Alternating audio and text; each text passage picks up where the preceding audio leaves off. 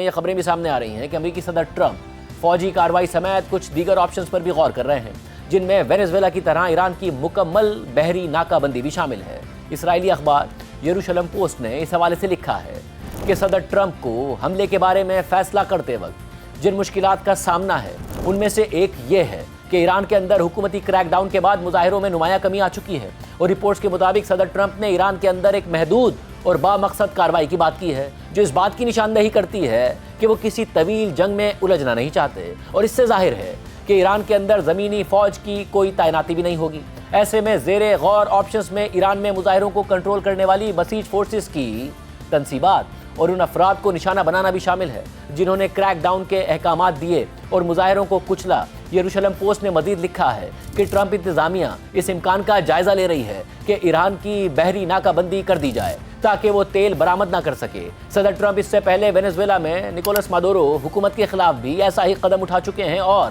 اس ناکہ بندی کے چند ہفتوں بعد امریکی فوج نے وینزویلا کے اندر صدر مادورو اور ان کی اہلیہ کو گرفتار کرنے کے لیے ایک کارروائی کر دی تھی۔ ایسی کارروائی کے فوائد واضح ہیں کہ جب مظاہروں کی عدم موجودگی کی وجہ سے حکومت کو کوئی خطرہ نہیں ہے تو بحری ناکہ بندی سے معاشی دباؤ مزید بڑھے گا، جو عوامی احتجاج کو دوبارہ ابھار سکتا ہے اور ایک بار پھر ایران کی حکومت کو اندر سے غیر مستحکم کر سکتا ہے۔ ممکنہ حملے پر ایران کا بھی سخت رد عمل سامنے آ رہا ہے، لیکن ساتھ ہی یہ خبر بھی سامنے آ رہی ہے کہ ایران کے وزیر خارجہ عباس عراقچی اور ٹرمپ کے خصوصی نمائندے اسٹیو وٹکوف کے درمیان غیر رسمی رابطے ہو رہے ہیں، جس کی تصدیق جنیوا میں ایران کے سفیر نے خود کی تھی، اور صدر ٹرمپ بھی مسلسل کہہ رہے ہیں کہ ایرانی ہم سے رابطے میں ہیں اور انہیں معاہدہ کر لینا چاہیے، مگر اب ایران کے وزیر خارجہ عباس عراقچی نے اس بات کو مسترد کر دیا ہے۔ ایران کی سرکاری میڈیا کے مطابق ایران کے وزیر خارجہ عباس عراقچی نے کہا ہے کہ حالیہ دنوں میں ان کا صدر ٹرمپ کے خصوصی نمائندے اسٹیو وٹکوف سے کوئی رابطہ نہیں ہوا اور نہ ہی ایران نے مذاکرات کی کوئی درخواست کی ہے۔ عباس عراقچی نے مزید کہا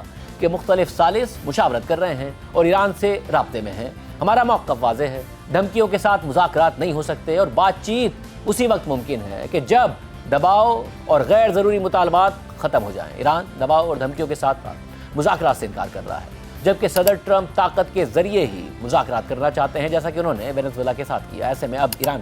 کسی ممکنہ امریکی کارروائی کے لیے تیاریاں بھی کر رہا ہے۔ ترک خبر رساں ادارے TRT کے مطابق خطے میں بڑھتی ہوئی کشیدگی کے دوران ایران نے اسٹریٹ آف ہرمز کے 7 فضائی حدود میں براہ راست فائرنگ پر مبنی فوجی مشقوں کی وجہ سے فضائی سفر کے لیے نوٹم جاری کر دیا ہے۔ منگل کو جاری کیے گئے اس نوٹم میں کہا گیا ہے کہ فوجی مشقوں کے تحت اسٹریٹ آف ہرمز کے قریب براہ راست فائرنگ کی فوجی سرگرمیاں کی جائیں گی۔ نوٹس کے مطابق یہ سرگرمیاں 27 سے 29 جنوری کے درمیان 5 نوٹیکل مائل کے دائرے میں ہوں گی۔ نوٹس میں مزید لکھا ہے کہ مشقوں کے دوران مقررہ علاقے میں زمینی سطح سے لے کر 25,000 فٹ کی بلندی تک فضائی حدود محدود اور خطرناک سمجھی جائے گی۔ ایران کا یہ اعلان ایسے وقت میں سامنے آیا ہے جب US ایئر فورس سینٹرل نے کہا ہے کہ وہ امریکی سینٹرل کمانڈ کے دائرہ اختیار میں کئی دنوں پر مشتمل مشقیں کرے گی۔ امریکہ کے سینٹرل کمانڈ کا کہنا ہے کہ اس مشق کا مقصد خطے میں تیز رفتار تعیناتی اور طویل عرصے تک کارروائی جاری رکھنے کی صلاحیت کا مظاہرہ کرنا ہے۔